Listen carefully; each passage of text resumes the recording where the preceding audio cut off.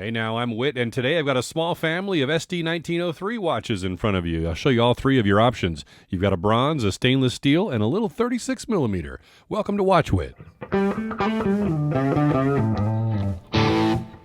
Oh, by the way, if you've ever wondered why, the channel looks different sometimes, this is my mobile setup. I travel a lot for work, and so when you see this rig, it's because I'm on the job away from home. So this is like my mobile setup. So hope you enjoy it. It's hard to get the lighting right every time, but I try.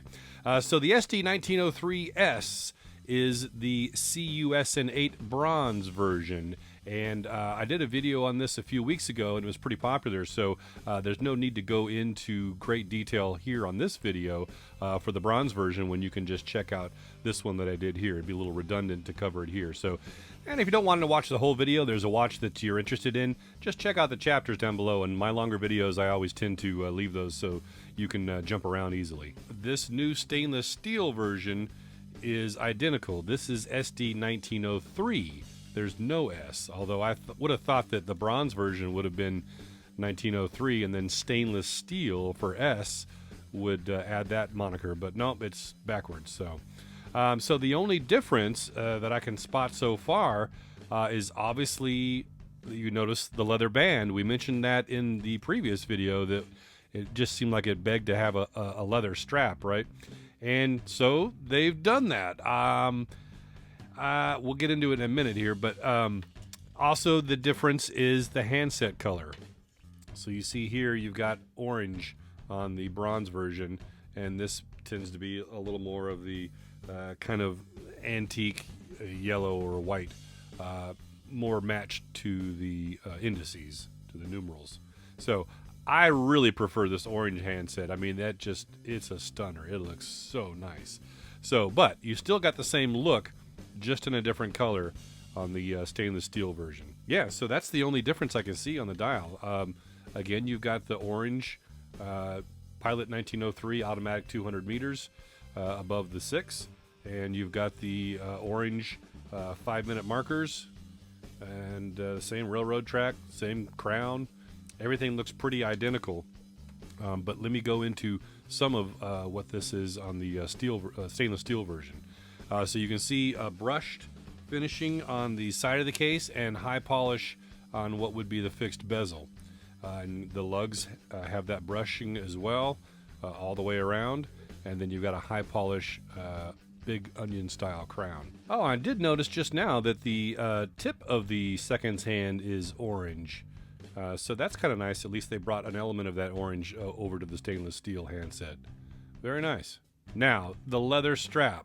So I've never been a fan of any of STEELDIVE's leather, but it looks like they're upping the game a little bit. This is still not quality, but it's weird too. Look, they've got the kind of the pebble stone on that side and smooth. I think I would have preferred it the other way around, but it's kind of cool to have that kind of handmade look, cross stitch pattern as well.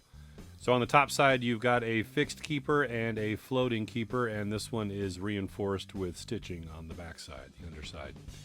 This buckle has got a nice little flare to it. You see that design?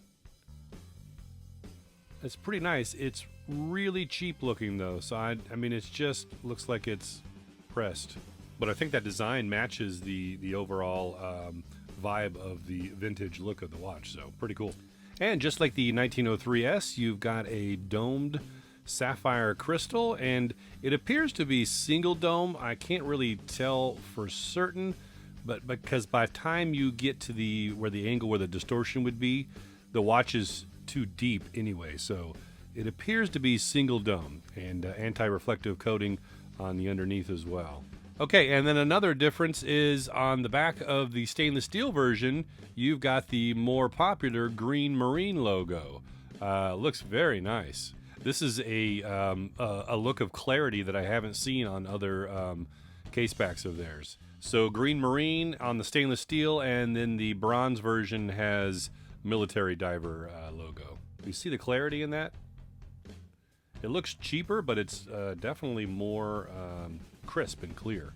Okay, and something else that's different. So obviously you got this same crown And as it pops out, you've got the winding position, which is also very easy because of that huge oversized crown. But check it out. First click, no ghost date. So I'm not sure if they're using an NH38 in this. Still says NH35 on the case back. Okay, so I've taken the case back off of the stainless steel version, and you can see that they actually did do a change on the movements. They're using the NH38 now, which is the proper movement for a no-date watch.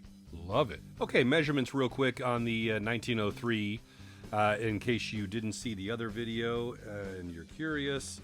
You got 46.5, lug to lug of 54 millimeters, 22 millimeters for your straps, case thickness of 14.1, and that crown is almost 12 millimeters. Woo-hoo-hoo! And it sticks out away from the case about 6 millimeters. Hard to measure here, but that's a pretty good guess. And it's 111 grams on the supplied leather strap. And for your reference, the bronze version is 126 grams. Okay, a lot of people here for this one. So, this little bad boy is the 8103. It's still got the same SD1903 feel and look to it. You can see the dial is identical. Again, with a different color here. This is not quite the orange of this handset. And actually the numerals, the indices, are a little different as well. And have you noticed something else? So here on the 8103, it just says Pilot 1903 200 meters. It does not say automatic like the other two that I've previously shown you. But you're looking at that seconds hand, you're thinking, oh, it's not doing single ticks. That's right. 4 ticks a second right here. This is the VH31 movement from Seiko. So again, I think this was a great idea of STEELDIVE to use a smaller case. This is 36 millimeters for those that don't like larger watches. It doesn't really fit the vibe of the Pilot watch. It goes completely out of the design now. These are intended to be huge, but at least it has the same look. So if you like the look like in the larger watches, but you don't want a huge watch, this one could be for you. 36 millimeters. And again, like I said, it's the same setup. So that was a good idea for them to use a smaller diameter watch. But B, with the NH35 shortage, they were able to go ahead and try out this sweeping quartz VH31, which some other watches have used with some degree of popularity as well. So this is pretty much identical. Like I said, the handset and the numbers have a little bit of a different color to them. You can see you still get that orange tip seconds hand. And more of an antique, off-white, almost kind of yellowish color to the handset and the numerals. They're not quite matched, much like with the stainless steel version. You can see the colors are just a little bit off on the handset and the numerals. Same goes here.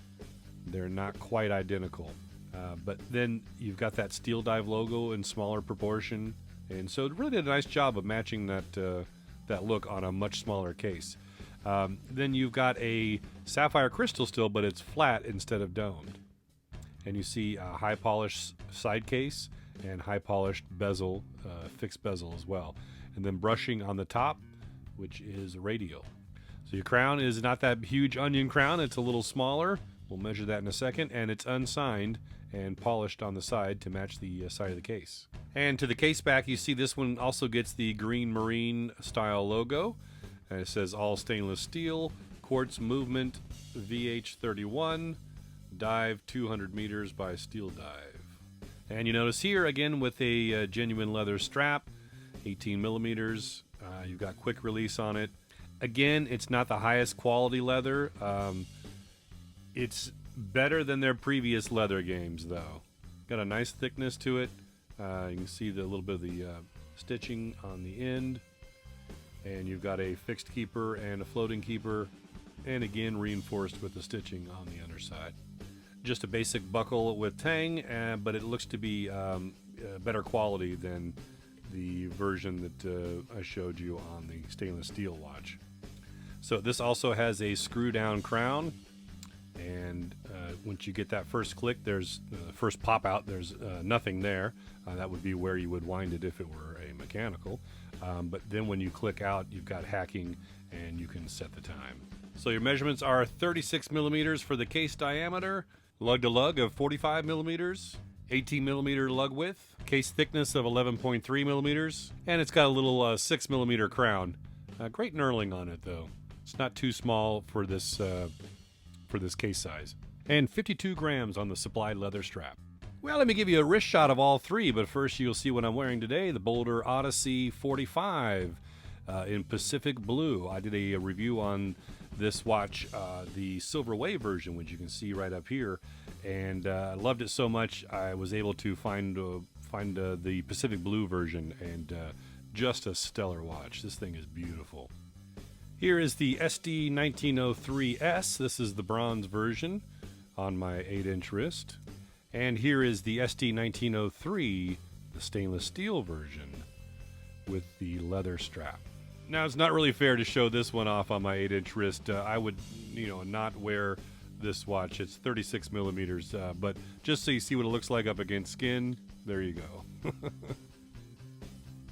And here's all three watches' luminescence. It's C3 green all the way throughout. It appears to be a little dimmer on the far right, which is the smaller watch, the SD8103. That's probably partly due to the smaller handset and indices, not as much of a layer of luminescence there. But I'll show you a day lume shot to kind of give you an idea how it is on its own. You can see it's definitely very bright. Just seeing it next to the other two larger watches, I think it's definitely a little dimmer, but on its own, still a strong lume game, as most Steel Dive watches are. So there's the 1903 family. What do you think? This bronze version runs about $258, I believe. The stainless steel version is about $179, and these are a little different. They're sold out on Steel Dive. You can find them from other vendors on AliExpress though, and I believe they're about $79 or so. I'll leave links down in the description for all three, so you can go dig around and definitely do your own shopping though. With these two, I know that I can give you a link that is actually from Steel Dive, the manufacturer. With this one though, Steel Dive, the manufacturer is sold out of them, but they do have this watch available at other vendors, so they must have pre-sold them to them and sold out in that regard. I did get this one from Steel Dive, but they are now sold out. If at some point they restock, I'll put a link to the Steel Dive store, but for now this could be another vendor in the description below, so shop at your own risk. So hit me up in the comments down below. What's your favorite of the three? You like the bronze, the stainless steel, or do you like this smaller 36 millimeter case? Got a feeling a lot of people have been waiting for this one, right? And if you got this far, I hope you hit that like button down below. It really helps out the channel. I'll catch you in the next video. I'm Whit, with so many watches, so little time. And money.